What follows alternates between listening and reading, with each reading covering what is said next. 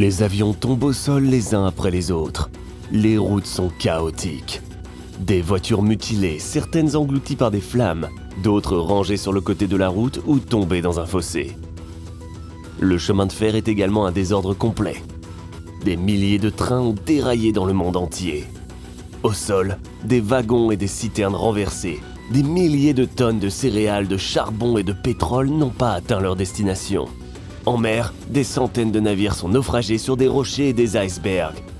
Des tonnes de produits pétroliers se sont déversés dans l'eau, prédisant la mort imminente de résidents marins sans méfiance. À votre avis, que s'est-il passé dans le monde ? Toute l'humanité a tout simplement disparu de la Terre. En fait, il existe de nombreuses vidéos sur Internet sur la disparition de l'humanité de notre planète. Il y a même des documentaires. Mais toutes simulent une situation où les gens ont disparu à jamais. Vous les avez peut-être déjà vus. Aujourd'hui, je veux vous dire ce qui se passerait si l'humanité disparaissait pendant seulement 24 heures. Les accidents de voiture et les chutes d'avion sont-ils tout ce qui peut arriver ? Je vous ne ferai pas attendre. J'ai déjà la réponse. Les voitures en feu sur les routes ne sont que le début de la captivité ardente dans laquelle tomberaient de nombreux territoires de notre planète. Tous les êtres vivants situés près des raffineries de pétrole ne seraient certainement pas bien lotis. Une fois les gens disparus, il n'y aurait plus personne pour surveiller tous les processus de production. Même si l'un des réservoirs venait à manquer de pétrole, cela augmenterait la pression dans le réacteur. Il y aurait une explosion, le feu couvrirait les autres réservoirs, et des milliers de tonnes de pétrole et de produits raffinés s'envoleraient dans les airs. Tout exploserait et brûlerait pendant très longtemps, car il n'y aurait personne pour venir éteindre le feu. Des incendies locaux causés par la foudre, des fuites de gaz et des problèmes de câblage électrique brûleraient également dans les villes. Sans pompiers, le feu se propagerait d'objet en objet, brûlant des rues entières, voire des quartiers. Le monde sombrerait progressivement dans l'obscurité.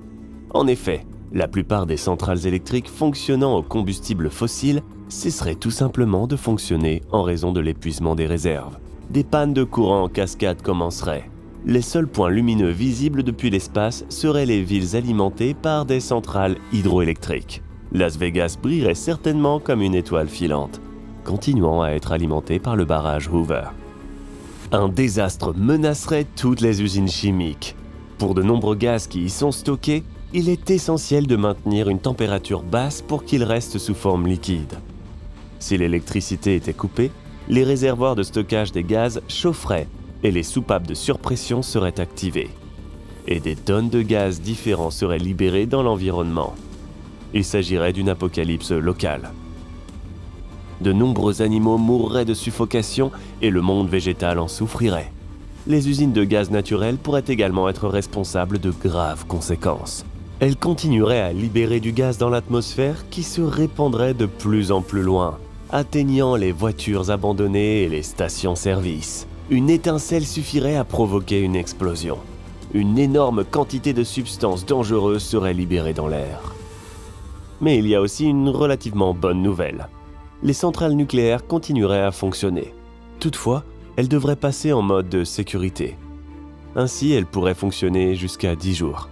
Mais une fois que l'eau se serait évaporée des systèmes de refroidissement des réacteurs nucléaires et que ceux-ci auraient fondu, le monde serait secoué par une catastrophe comparable aux explosions de la centrale nucléaire de Fukushima Daiichi et de Tchernobyl.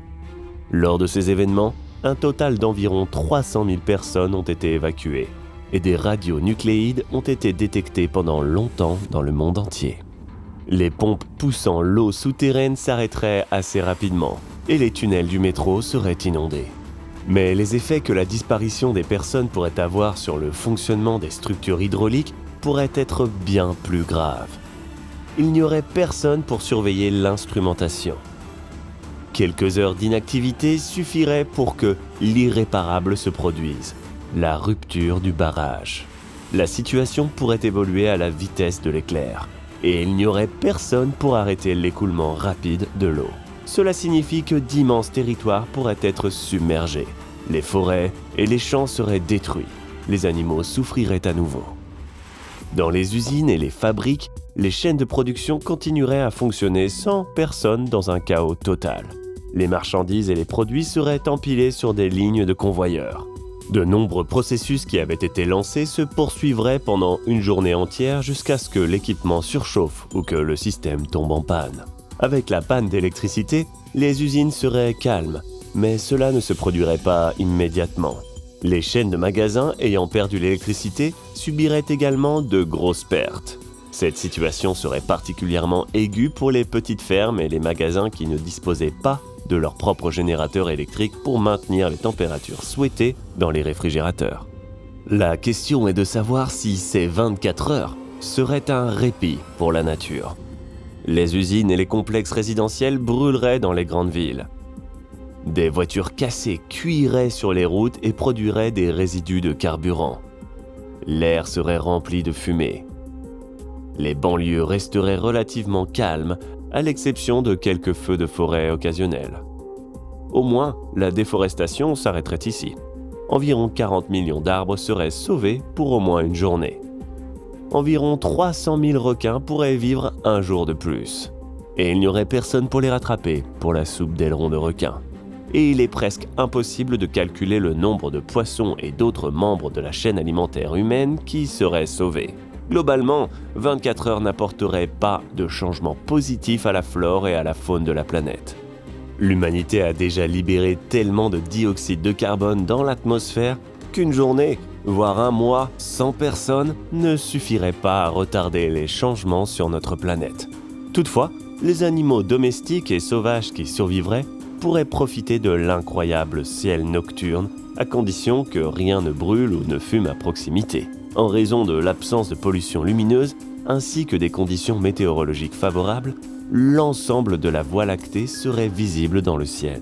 Elle serait aussi clairement visible qu'elle l'est dans les montagnes désolées.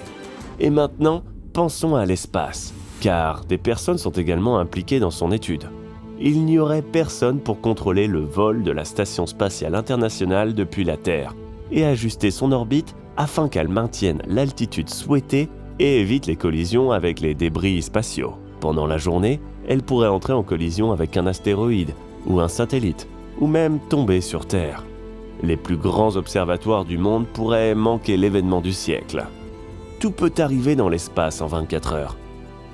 Peut-être qu'en ce jour particulier, l'un des télescopes révélerait la mystérieuse 9e planète ou que Voyager 2 transmettrait des nouvelles sensationnelles à la Terre.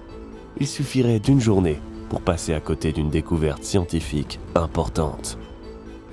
J'ai décrit toutes ces conséquences, et pas seulement pour le plaisir d'imaginer la prochaine apocalypse. La recherche de matériel sur ce sujet m'a donné l'occasion de réfléchir à l'influence que nous avons sur notre planète. Il semblerait que l'humanité existe sur Terre depuis moins de 300 000 ans. C'est une goutte d'eau dans l'océan comparée à l'âge de la Terre, qui est de plus de 4,5 milliards d'années. Si vous comprimez l'histoire entière de la Terre en 12 heures, alors les humains apparaîtraient ici au cours de ces 2 dernières secondes. Cependant, pendant cette courte période, ils ont été en mesure de maîtriser les forces de la nature afin d'exister confortablement ici. Mais si vous retirez les humains pendant 24 heures, tout ce qui a été créé au fil des ans pourrait se transformer en cendres ou être recouvert d'une épaisse couche de limon. La grande force de la nature aurait suffisamment de temps pour pratiquement reconquérir ses droits légaux et s'immiscer dans tous les domaines de la vie humaine. Après leur réapparition sur Terre, les humains auraient besoin de plusieurs années de travail acharné pour se remettre des conséquences de leur courte disparition. Combien de mois ou d'années pensez-vous qu'il faudrait à l'humanité pour restaurer tout ce qui a été endommagé ? Partagez votre opinion dans les commentaires. Si vous ne voulez pas que je disparaisse de votre gadget pendant longtemps, n'oubliez pas de liker et de vous abonner à notre chaîne. Je suis déjà en train de préparer une prochaine vidéo passionnante pour vous.